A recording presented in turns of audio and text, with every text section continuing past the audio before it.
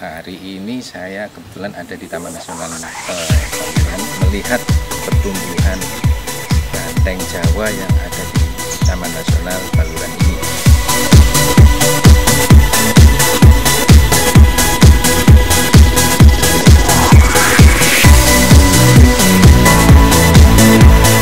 Di sini nih, lelahnya hilang karena di sini dibuatin kompi.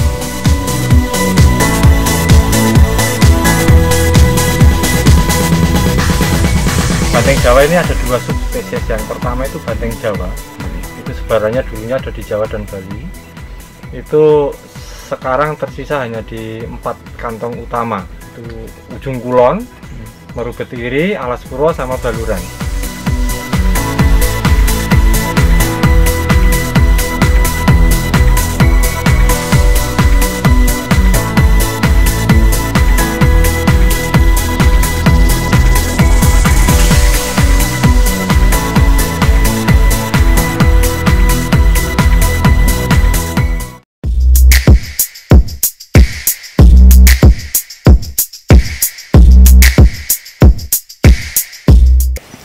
Oke, Sobat Rimba, hari ini saya kebetulan ada di Taman Nasional Baluran, Situbondo, Jawa Timur.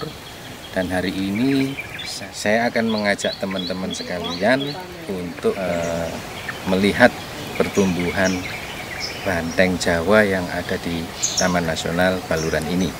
Nah, untuk itu jangan kemana-mana, ikutin terus channel saya. Nanti saya akan menemui pawangnya banteng di sini. Di situ ada Mas Yudi, terus Mas Rian dan teman-temannya. Dan kebetulan hari ini juga mereka lagi mengambil data kamera trap dari beberapa titik yang sudah dipasang di sini untuk memantau pertumbuhan banteng itu sendiri. Oke, jangan kemana-mana, ikutin terus.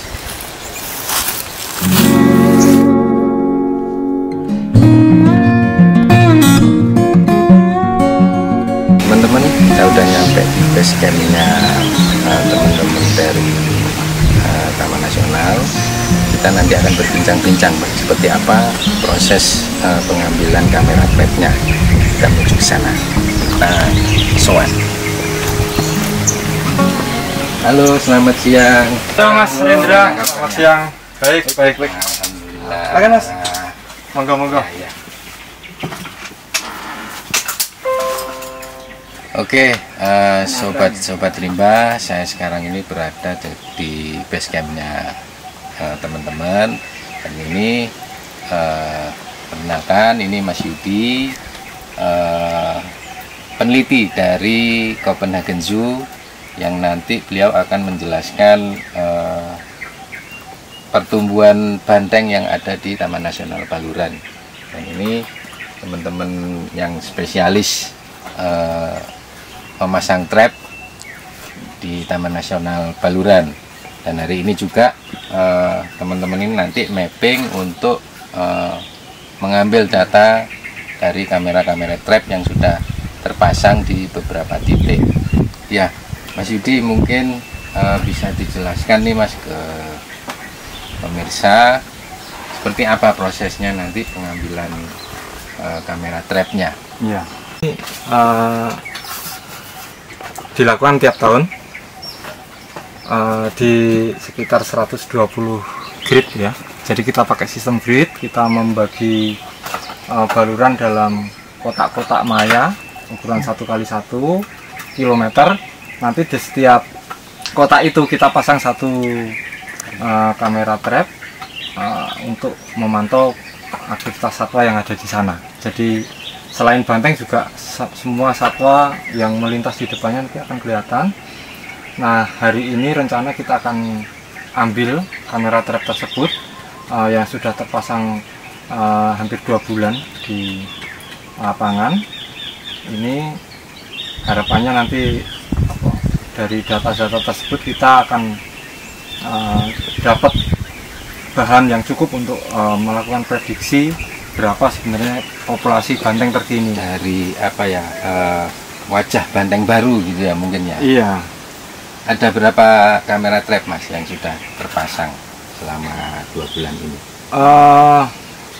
Di 120 itu Mas. Jadi ini 120 titik itu ya? Karena jumlah kamera trapnya terbatas, kita bagi beberapa sesi gitu ya. Iya. Jadi ini sesi terakhir, pengambilan terakhir seperti itu. Setelah kamera trap ini diambil semua, itu proses pendataannya butuh berapa lama nih Mas?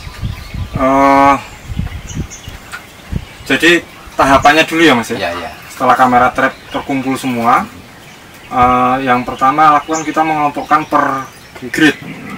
Nanti setelah semua terkumpul dalam masing-masing grid, kita pisahkan per spesies.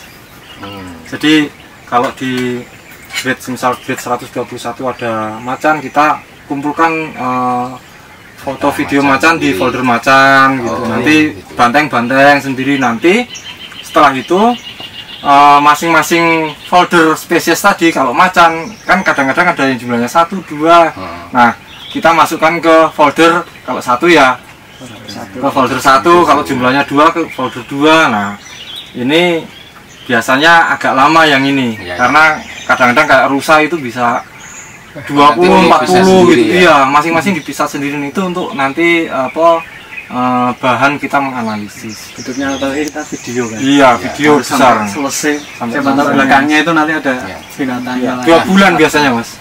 Teman-teman, saya tertarik itu justru malah yang macan ya, karena memang ya begitulah. Karena macan ini hewan yang langka dan menurut saya hewan yang cerdas. Tapi nanti kita akan ulas di episode berikutnya lah. Sekarang ini fokusnya kita di banteng. Jadi sabar aja. Oke teman-teman, setelah ini kita persiapan, kita berangkat menuju titik kamera trap yang akan kami ambil. Tunggu ya. Ya Mas.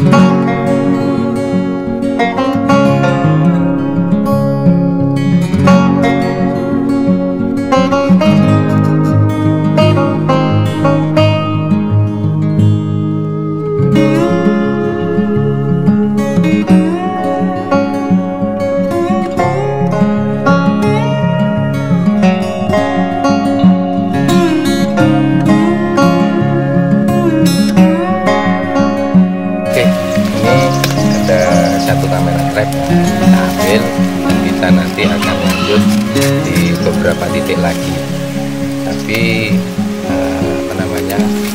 untuk yang ke titik-titik lain kita skip dulu ya.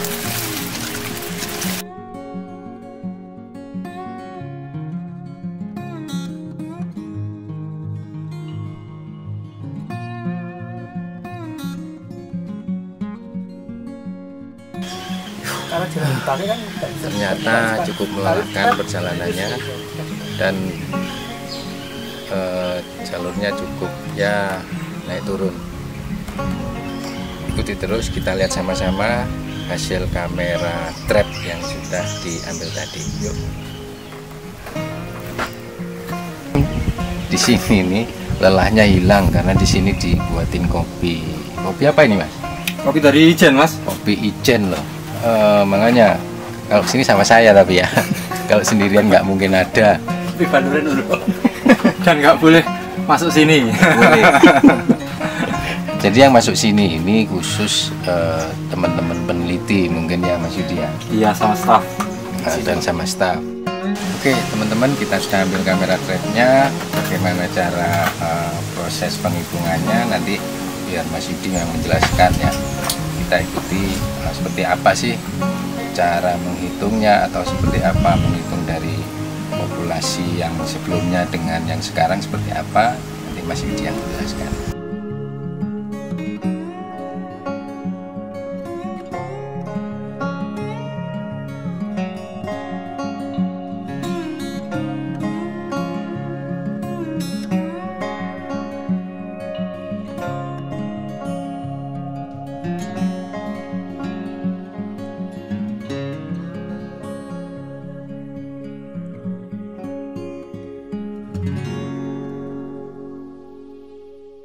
Ya. Oke, Mas Yudi, seperti apa, Mas? Dalam istilah sederhananya sebenarnya gini, Mas.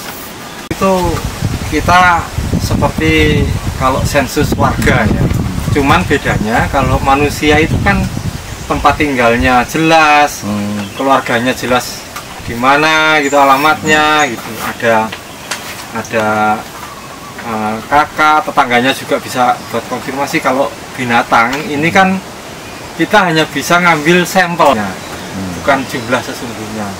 Nah, oleh karena itu kita gunakan statistik, menggunakan model matematika. Kita pakai model matematika yang dibangun Rockcliffe itu untuk mengidentifikasi memperkirakan kepadatan populasi satwa yang tidak bisa diidentifikasi individu. Kalau macan kita bisa identifikasi individunya, tapi kalau banteng ini sulit sekali. Sulit ya. Sehingga kita harus pakai model matematika yang lain. Seperti yang dipakai macan itu kita sulit terapkan. Jadi kita minta bantuan software ini untuk statistiknya. Ini angka-angka yang kita ekstrak dari informasi yang disediakan oleh kamera trap tadi. Jadi totalnya ini ada 200 berapa ini? Bentar.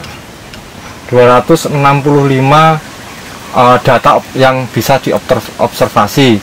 Nah, itu ada jumlah rata grup, terus gridnya dari mana saja, terus kemudian jumlah rata grup, jarak dari kamera, radiannya gitu. Nanti kita hitung semua, ekstrak semua, kemudian kita masukkan skrip perhitungannya menggunakan model matematika yang dibuat oleh Rockcliffe tadi. Oh ya Mas Yudi, sambil lalu menunggu data ya, mungkin bisa diceritakan sedikit tentang populasi banteng di Baluran dengan di tempat-tempat yang lain. Okay. Itu seperti apa sih? Jadi di Indonesia ini Mas, ada dua subspesies banteng ya. Banteng Jawa ini ada dua subspesies. Yang pertama itu banteng Jawa, itu sebarannya dulunya ada di Jawa dan Bali. Terus kemudian banteng Kalimantan, banteng Lowi, itu ada di Kayan Mentarang.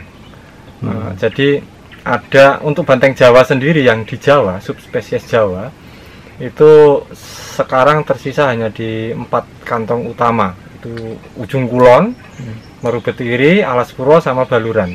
Nah, sebenarnya banteng yang ada di Baluran ini memiliki peluang yang cukup tinggi untuk bisa lestari karena habitatnya sendiri sudah sangat mendukung. Kita tahu bahwa banteng ini keluarga ungulata ya, dia memamah biak.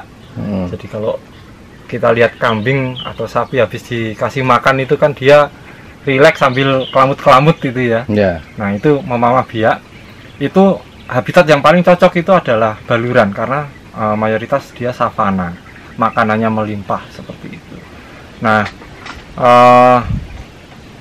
dan Baluran sendiri memiliki data banteng lumayan cukup lengkap ya. Dari tahun 1932 itu ada rekamannya Mas, kita kumpulkan. Dan memang mengalami fluktuasi yang mungkin di masa lalu karena konservasi belum begitu menjadi agenda utama nasional, saya pikir ya itu terkait erat juga cerita-cerita zaman Jepang. Dekat sini ada semacam barak tentara, ya mereka mesti berburu seperti itu. Jadi ada masa di mana populasi banteng itu drop, itu Perang Dunia II kayak gitu drop, kemungkinan karena faktor itu. Dan pertumbuhan populasi banteng sendiri cukup menggembirakan kalau di Baluran. Dari awal kita sekitar 50-an ya, sekitar itu. Sekarang antara untuk data yang kamera terakhir ini 196 sampai 203 individu perkiraannya ya. Itu 2021 kamera terakhir yang tahun 2021. Saya pikir ini dalam rentang 7 tahun, sehingga kita optimis bahwa selama keamanan banteng dan habitatnya itu kita jaga betul, mereka akan bisa merecovery populasinya sendiri dengan bagus.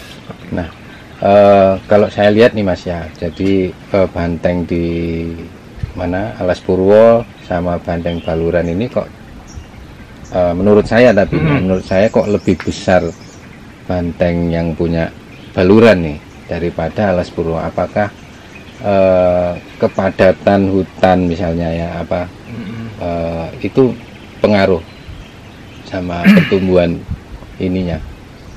Untuk ukuran sendiri relatif, tapi kalau ada orang yang bilang lebih gagah Baluran, itu mungkin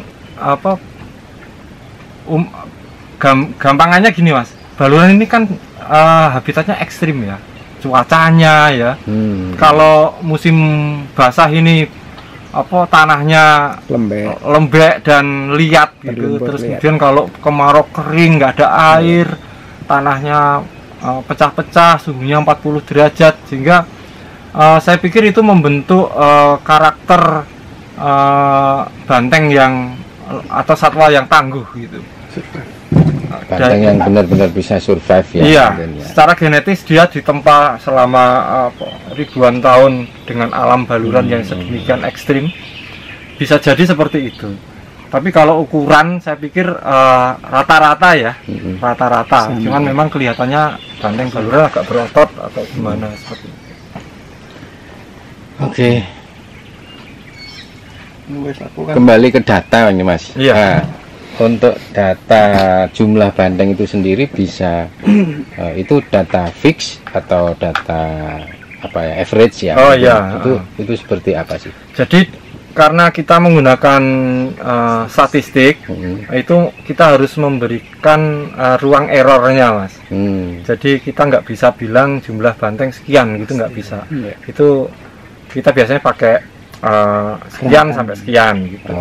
Ya, tahun ini 196 sampai 203 individu gitu. Saya pikir kita optimis ada di rentang itu. Yang paling bawah 196, yang paling tinggi itu 200. Dipakai range angka ya, betul. Bukan data fix ya. Seperti kalau quick count itu kan ada kan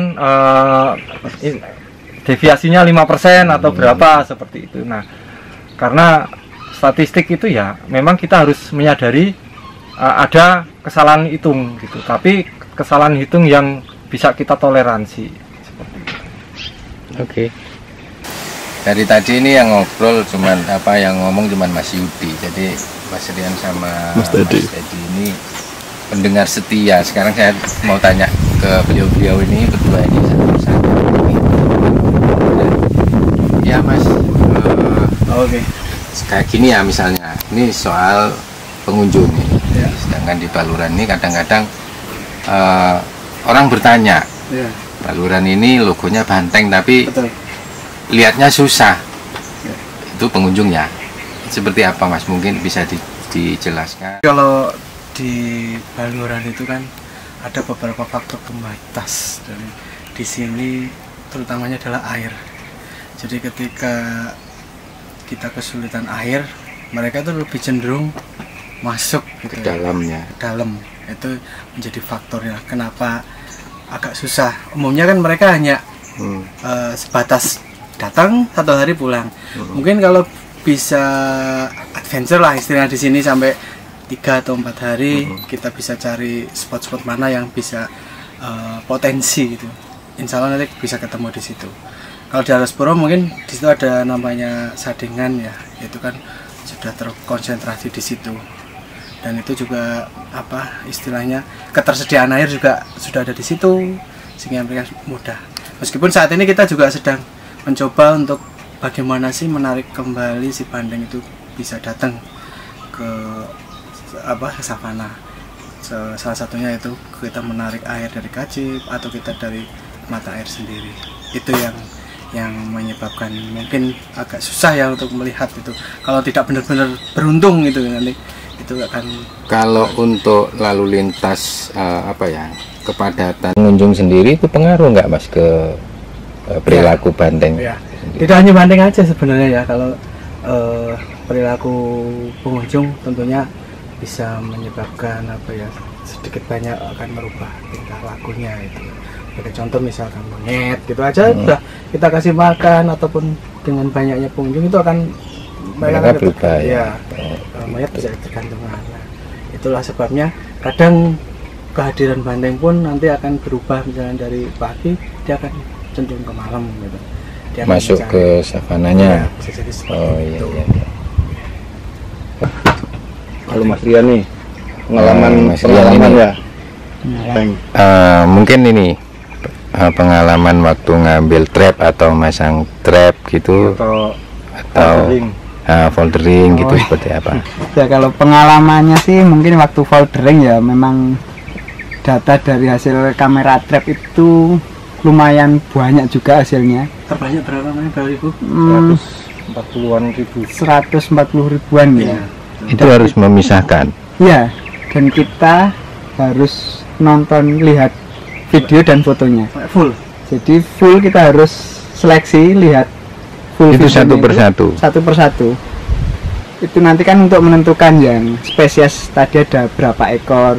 Jadi kita menempatkan folder-foldernya sesuai dengan jumlah spesies. Ini yang baru, ini yang lama begitu ya? Iya, dalam satu grid itu kita bedakan jenisnya. Oh gitu.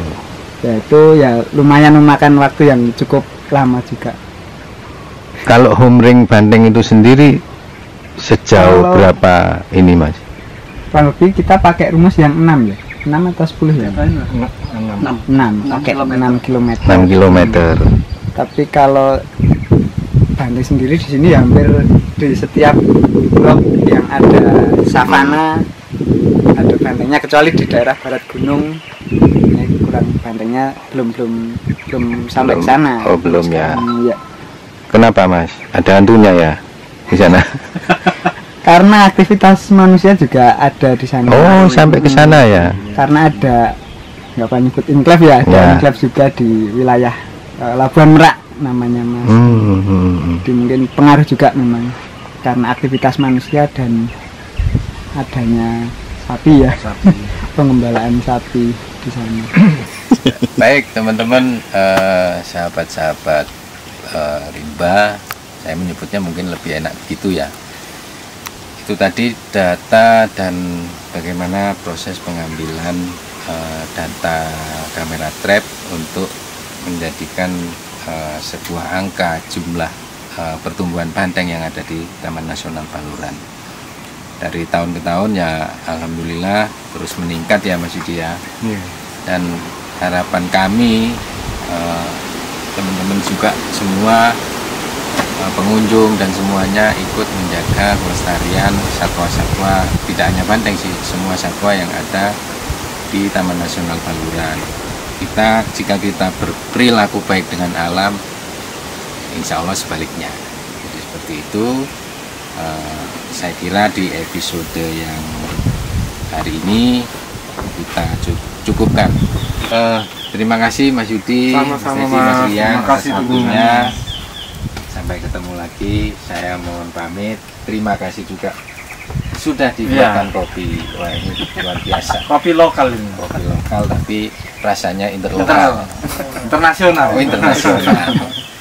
Oke, sampai jumpa lagi. Salam lestari. Hurra.